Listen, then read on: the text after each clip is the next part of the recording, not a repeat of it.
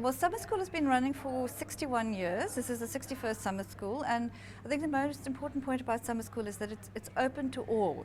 It means absolutely everybody, all ages, and we don't ask for educational qualifications, and there are no exams, so it's just people that have the opportunity to attend courses simply just out of interest. It's also an opportunity for the university to showcase the work of the lecturers and obviously professors, and also for lecturers and from other universities, both nationally and internationally, to showcase what they do. And it gives exposure to the summer school participants to often world-renowned scientists who come and share their knowledge. Our audience are people who are interested in topics. A lot of them are degreed. I mean, 25%, roughly 25% of our audience are UCT alumni. So many of them are degreed, but a lot of them just have an interest in things like archaeology, the arts. So they're interested people, and often we find that people, even though they're not professionals in an area, are very knowledgeable about topics, and we see that from the kind of interaction with lecturers at the end of lecturers. Well, we run a spread of courses. We have the courses in the humanities, courses in the sciences, we have practical writing courses, language courses. The practical writing courses and practical art courses, we can only accommodate either 18 or 20 people. They're always the first to fill. We have lecturers that have a following. Edward Saunders, who has been lecturing here it's his 22nd year this year, has a following, and he does arts-related courses. He has incredible images, and this year he's talking about Caravaggio. He talks about the hill towns of Italy or Tuscany.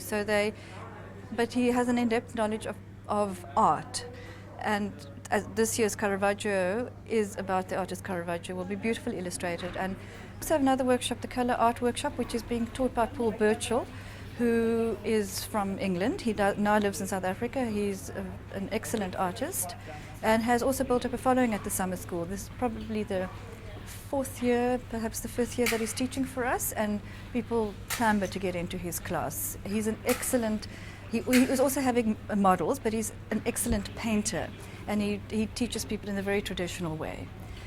So we have, so far, the summer school averages between 2,500 and 3,000 physical people, and between them they register for several courses. We're averaging about 3 courses per person this year, and we have roughly 6,000 registrations now, the day before summer school starts. But we have a lot of people who come on the day. A lot of people hear about it through friends, or they hear about lectures that they haven't registered for, so they register for those. And of course, the people who come to the single lectures, they tend not to book. One of the summer school staff members, Janet Small, is very interested in technology. And when summer school had its 60th anniversary last year, she taught the summer school participants, who often are not young, to Twitter. This year she's taking it a step further, and she's going to teach the summer school participants who are interested in doing blogs. And what she's done is she's asked lecturers who are interested in interacting with summer school participants to participate in a blog. So this is for the first time the summer school participants or students will have the opportunity to interact with lecturers on a blog. I say that you can learn some basics in a class like that, like this, and immediately improve your writing. So I come at the class from the point of view of thinking to myself, if I'm going to spend 1 week in creative writing class, what are the 5 things I need to know to immediately make my writing better? Because I think everybody has a dream of writing a novel that sells 1 million copies, or maybe a novel that sells 1,000 copies, or a novel that sells 100 copies. And I think that's what brings people here year after year. A lot of people want to write a book, they want to make it better, and they want to just maybe self-publish it and give it to their friends or their family. And this is really designed to say, well, here are some basic editorial principles you can apply to your writing right now. And that's what we do, and so it's been very popular. This is the beginning class, and then we have an advanced class which meets next week, and that is only open to people who have taken this class. They're covering everything from characterization to how to begin a novel, conflict, dialogue, and structural elements within writing a book that says basically, let's look for the most exciting scenes and learn how to pare things down. And the students who come here are invariably very, very good, very strong. The students who come to the creative writing course are great fun, number one. I think they're serious about it. They do the work very diligently. And I've done this for 13 years, and we've had about 3 published books come out of it. And I think a lot of books that have been written and put away. And so the caliber is very, very strong. I think that a lot of them come here from the professional world, and a lot of them are professional journalists and so forth. And they could easily walk into the MA program if they wanted to, but they just want to take a week and learn what we're doing here at UCT. Does the course serve as kind of a pep talk as well? Yeah, it's a pep talk. It has to be fun.